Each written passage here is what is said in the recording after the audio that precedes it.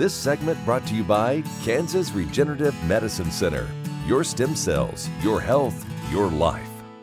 This is Ag AM in Kansas, and we're back with Paul Jasa at the 2020 Midwest Cover Crops Conference. Now, another thing that you really focused on is cover of your cover crop plays a huge role in collecting, moisturing, and the success of your cover crop once again. It's true. The cover itself, again, is harvesting carbon dioxide and sunlight, and so I need to have as much ground cover as I can to protect that soil surface. Any sunlight is hitting bare soil is wasted energy. It's going to heat the soil up. It's going to actually help kill some soil biology by heating the soil up and dry the soil out. So again, cover and a combination with residue to protect that soil makes a big difference. Now, as such, though, my covers are just enough to sort of catch all the sunlight. I'm not looking at raising tons of biomass to feed livestock.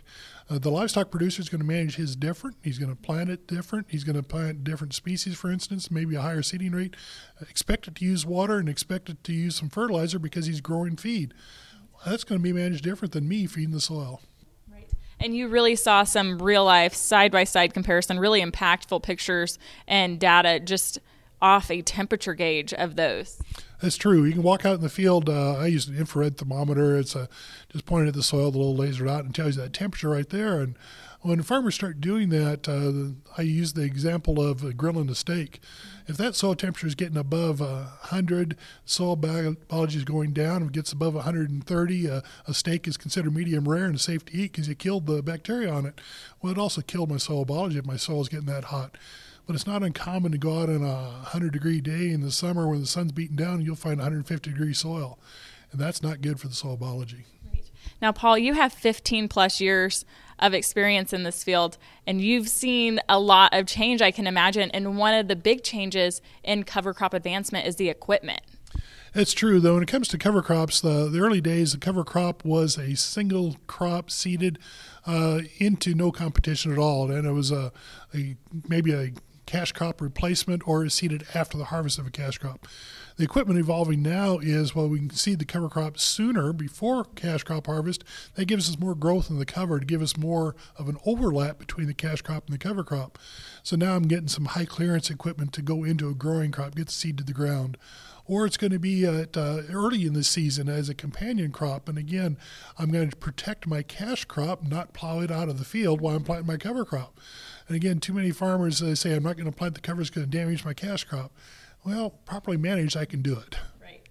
And going back to your 15-plus years of experience, what advancement besides equipment have you seen the evolution of cover crops come about?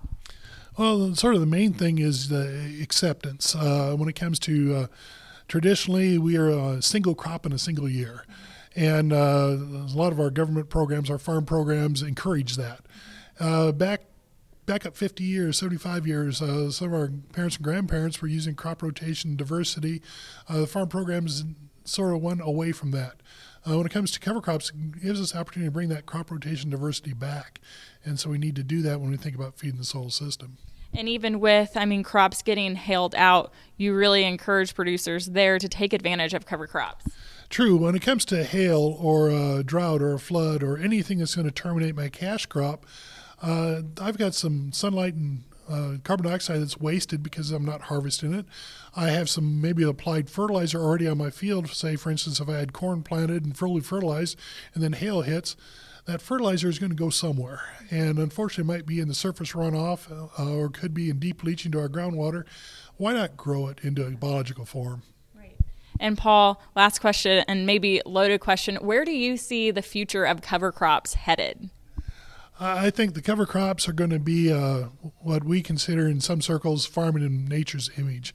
Mother Nature doesn't grow a single species in one place. There's always diverse species growing in a mix. Now, the diverse mix is what we're going to do with cover crops. We're going to do a companion crop with, say, a legume growing under our corn to fix some nitrogen for the corn, but more important, feed the soil system itself. We're going to be looking at covers as that extra species to help the system out.